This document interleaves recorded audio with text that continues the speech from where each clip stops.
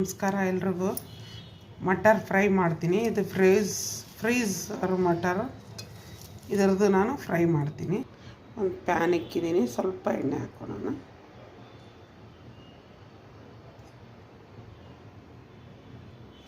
ಜೀರಿಗೆ,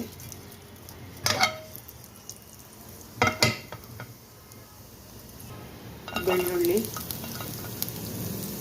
green chilli, ಕರಿ leaves ಇಷ್ಟನ್ನು ಚೆನ್ನಾಗಿ ಹುರ್ಕೋಬೇಕು. ಈ ಕರಿಬೇವಿನ ಸೊಪ್ಪು, ಹಸಿಮೆಣಸಿನಕಾಯಿ, ಬೆಳ್ಳುಳ್ಳಿ, ಜೀರಿಗೆ,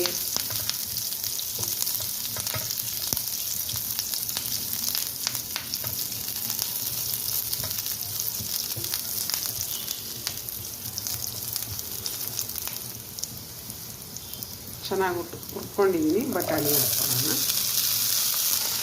ಸಾಲ್ಟ್ ಹಾಕೋಣ, ಅರಿಶಿನ ಪುಡಿ ಚೆನ್ನಾಗಿ ತಿರ್ಸ್ಕೊಳ್ಳೋಣ.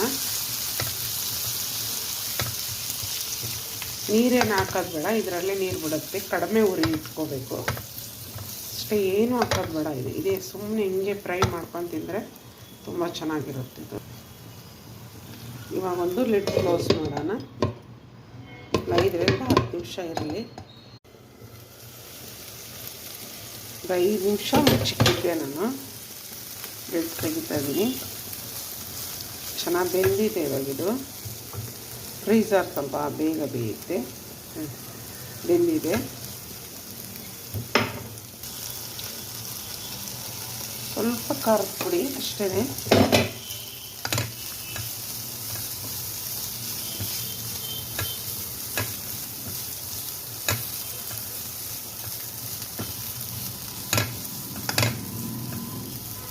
ಬೇಳೆ ಸಾರು ಜೊತೆಗಲ್ಲ, ಸ್ವಲ್ಪ ತಿನ್ನಕ್ಕೆ ಚೆನ್ನಾಗಿರುತ್ತೆ ಇದು. ಇವಾಗ ಇದು ರೆಡಿ ಆಗಿದೆ ನೋಡಿ.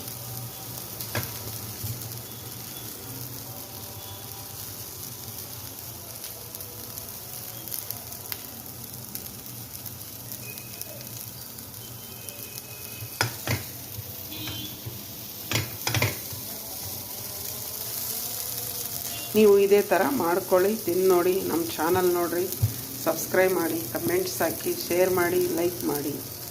ಪ್ಲೀಸ್ ಸಪೋರ್ಟ್ ಮಾಡಿ.